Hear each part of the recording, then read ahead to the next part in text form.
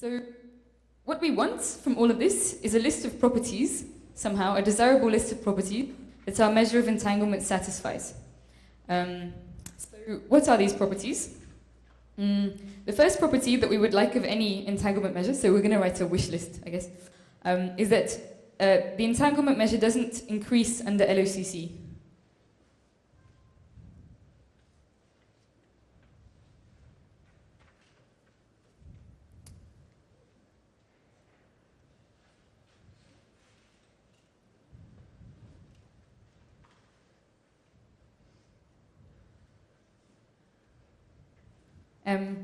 Why is that? Well, imagine you have some product states between Alice and Bob. They act locally, and then magically they create a Bell state. That can't be, right? I need to interact two particles to make a Bell state. So any entanglement measure that I come up with, any quantifier for entanglement, better not increase under local operations and classical communication. The other property that we want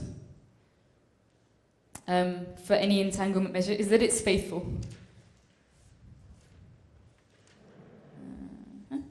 Faithful means that the measure gives you 0 if and only if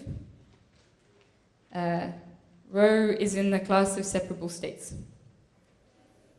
Okay, 2 star I'm going to miss because we're going to come back to that. One of the other properties we want that the measure is normalized and maximal for the maximally entangled state.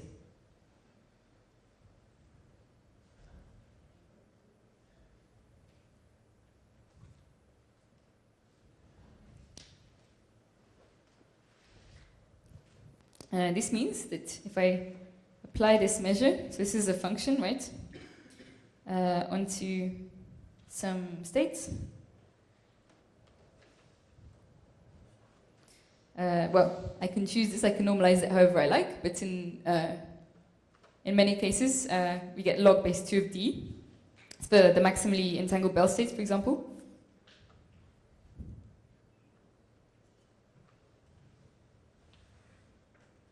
Oh, should be psi. This is one of the Bell states. Let me make it phi.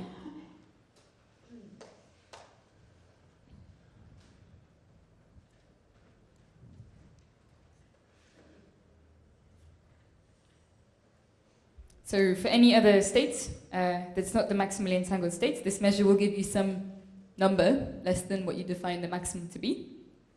We want any measure to be additive in the following sense that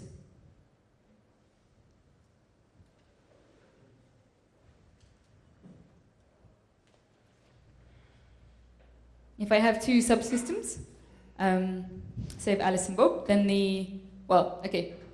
this is one particle pair shared by Alice and Bob, and this is another particle pair shared by Alice and Bob, so they have 2 copies maybe. Then any entropy measure, any entanglement measure should be additive on the 2 systems. And one kind of very wishful property that we want from any entanglement measure is that it's computable. But unfortunately, this is kind of hard. This is in contrast to point 2. Can anyone figure out why this is in contrast to the second wish list entry?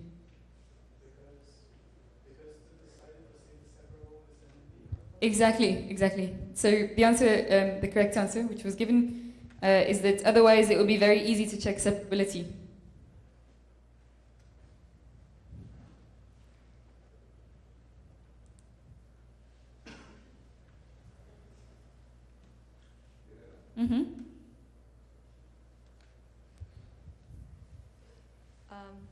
Hello?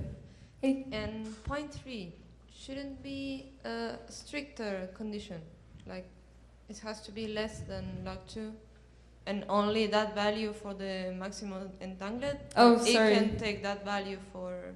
Sorry. It was just a typo. All right. Yeah. Oh, I will give you the slides for this if you want. I mean, I have where it's written in a less chaotic manner. Someone correctly pointed out that it's awesome to be computable, but it's kind of in practice not possible because otherwise we would be able to check separability, which is why we have this 2 star. So 2 is often replaced by 2 star, and 2 star is the following.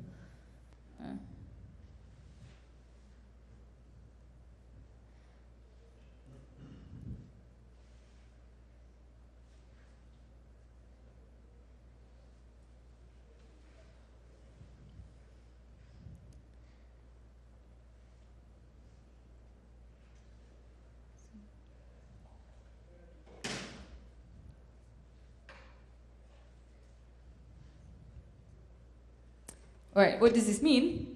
So 2 is often by 2 star. It means the entanglement measure gives me a positive value if the state is entangled, if the state is entangled. If and only if, well, here I don't know why I've written this. And if the state is separable, the entanglement measure gives me 0. So this is a weaker condition of if and only if, because if I get 0, if the entanglement measure gives me 0, I don't know. Okay? So I have this I don't know answer. So if the state is separable, then the entanglement measure gives me 0, but if the entanglement measure gives me 0, I don't know if it's separable or entangled. There's this I don't know part of things. So we relax the condition. All right. And the final measure that sometimes people define is called negativity. So n of rho. And it's defined as sum of base 2 of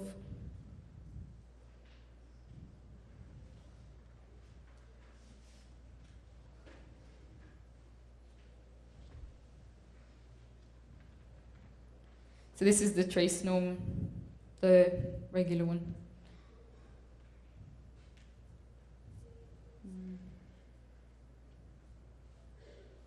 So you partially transpose it, and you take the log of these values, and you receive this thing. So this table then summarizes the properties that satisfy the entanglement measures wish list.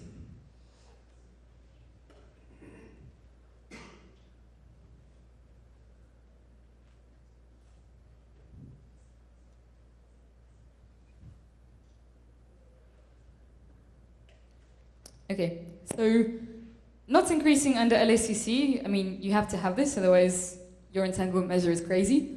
The entanglement cost satisfies all of the measures, apart from being computable, which is the question that you raised earlier, like how on earth am I going to figure out what the entanglement cost is in the limit as n goes to infinity over all possible protocols?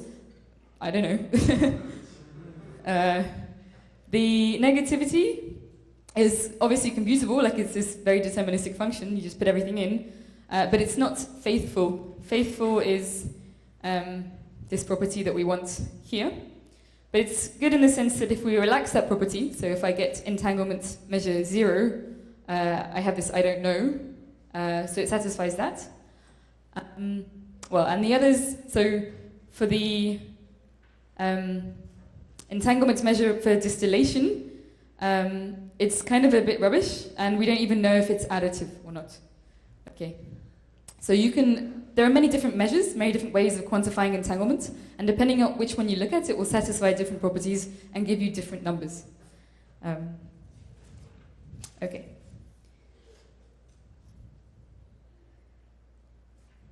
So I think we've covered a lot of bipartite entanglement. What we're going to do... Can someone tell me the time I have left? Actually. 15 minutes. Oh, just 15? That's sad. let's see. So, this is great, actually. Yeah. Okay, so we're going to cover multipartite entanglement, so Alice, Bob, and all of their friends, and define this.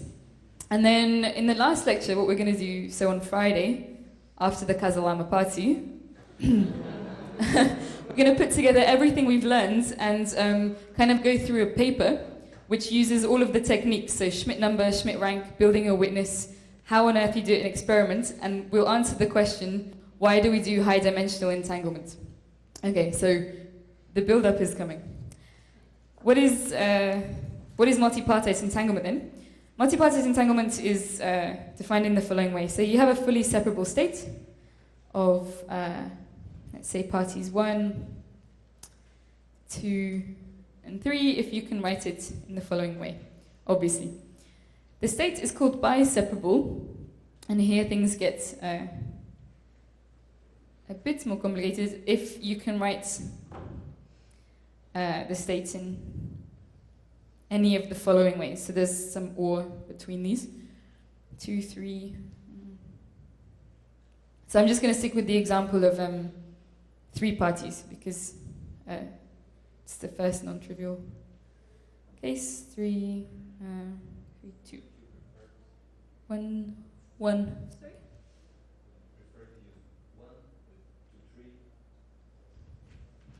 What's that? Sorry, yes, 2, 3, 2, 1, 3, 3, 1, 2. Oh, thanks so much. Yeah, thank you. Oh my God. And then multipartite entangled is if your state is written like this. So yes, thanks, Marcel. So you have, 1, 2, 3 is Alice, tensor something on Bob, Charlie, and then, or you can write the state as Charlie tensor something on Alice, Bob tensor something on Alice, Charlie, or Charlie tensor something on Alice, Bob. And if you can't write the state in any of those ways, then the state is multipartite entangled. So the definition of this is a state that is not biseparable.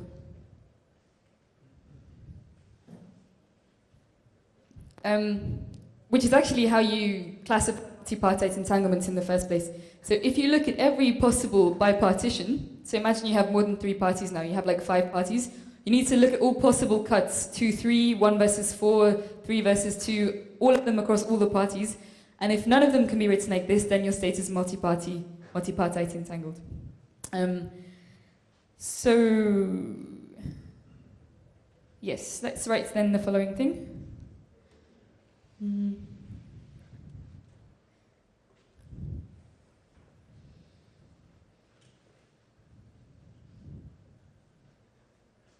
So in general then, let me try it.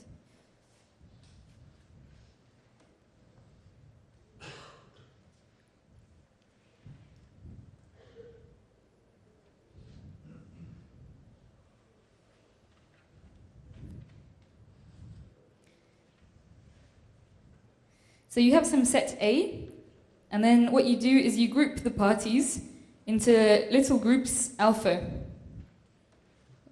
Index have I used K? And this is a superset that satisfies union of K.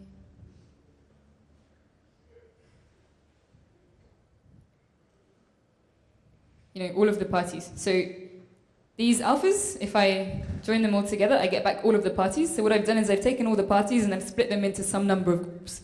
So maybe I have 10 parties and I've split them into 1, 2, 3 groups. 3, 3, and 1. And the other part of this is alpha I union alpha J is empty. This just means one of the parties doesn't appear in more than one group, right? All right, so we say that a pure state is separable, K separable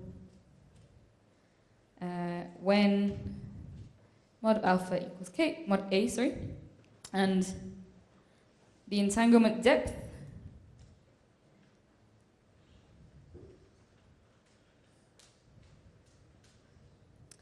of some state is defined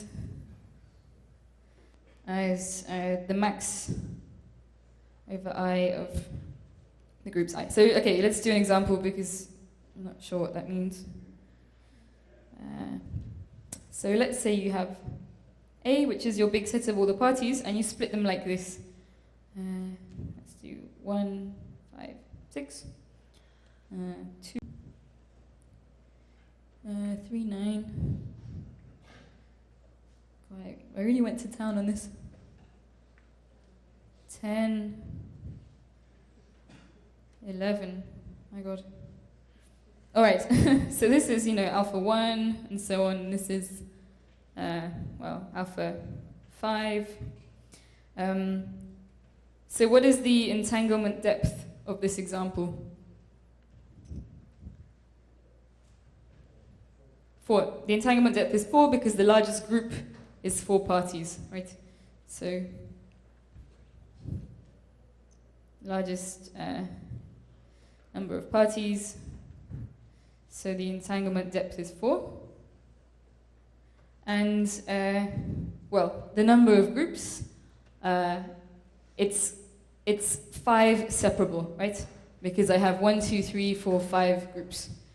Because what the point is that I can write the state in products of 5 things.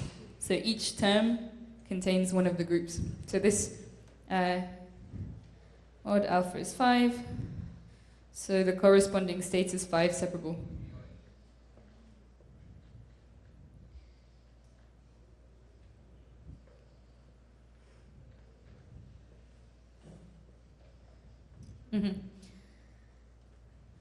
Okay, so the definitions for pure and mixed states are a little different. So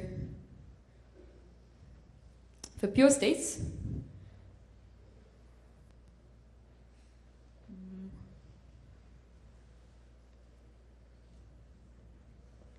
we have the following thing. We have, it's every party is separable from the rest implies the state is fully separable, okay? Every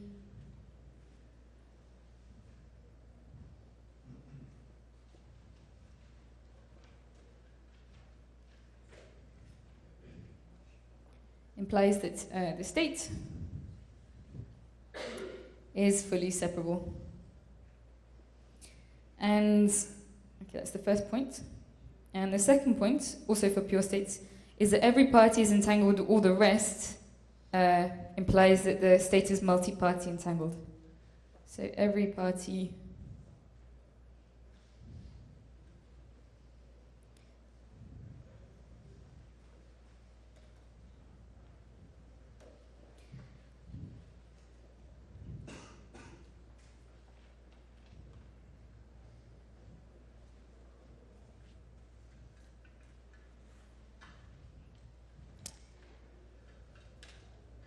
okay, for mixed states, let's see.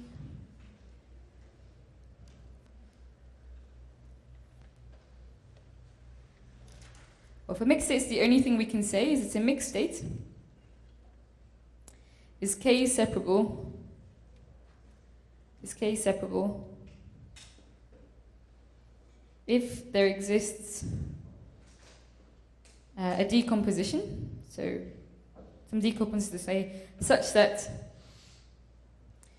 the minimum number of these groups over all AIs is equal to K. So for the mixed state, you have to do this maybe uncomputable thing by looking at all the decompositions and finding the minimum number of groups that you can group the parties into, and then you're saying it's K separable.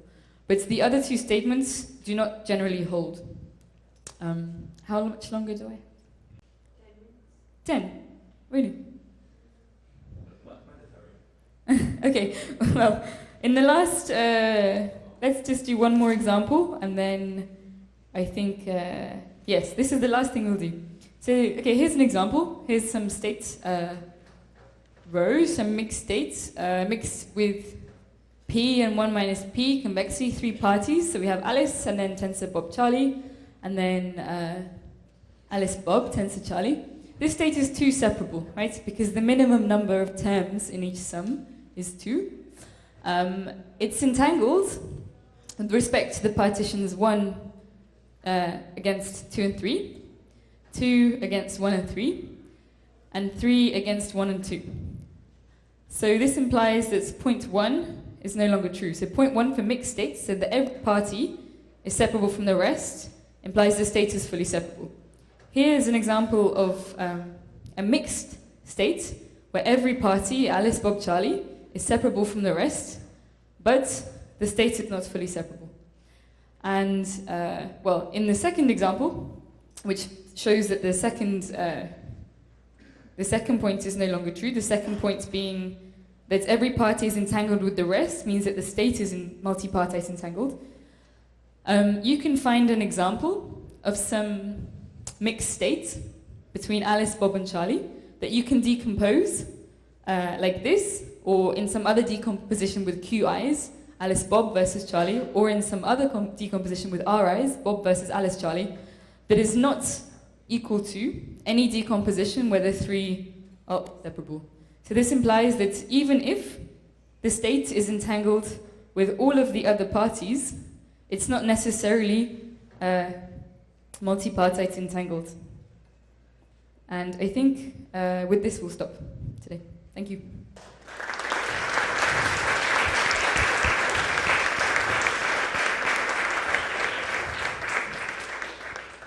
Okay, thank you, Yelena. Questions?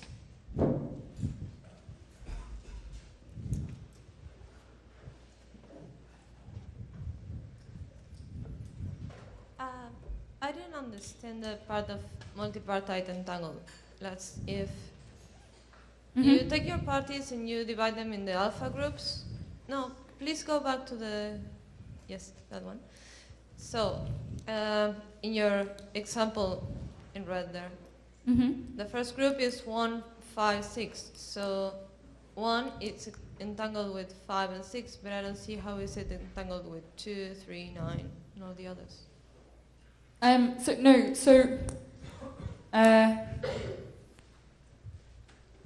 You can write the state as a group of something that it's in 1, 5, 6, product, tensor product, something that lives in 2, tensor product. Exactly, yes.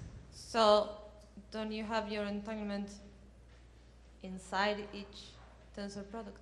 So this is K. Well, I'm not sure I understand the question. It could be entangled, yes. So in this group, with party number 3 and party number 9, maybe they have some maximally entangled state or something, or yeah. But it's not multipartite entangled. Well, bipartite entanglement is when you have 2 parties, and here we have like 12 of them. So we want to try and understand what it means for 12 different parties to be entangled with each other. And the point is that in this example, this group 1, 5, 6 is not with the rest of the groups, with the rest of the parties when they are grouped in this way. Yes. So then. So maybe the party 5 is entangled with 7 or something. But when you group them like this, they are not. So point 2 would not be true for that. Yes, exactly. That's what you can show here in this example. With Alice, Bob, and Charlie, you can find decompositions where each of the parties is on their own, is separable in each decomposition, but it's not multipartite entangled.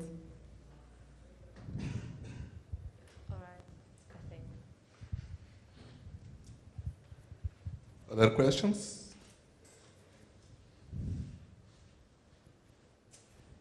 No? So let's thank Yelena again. Thank you.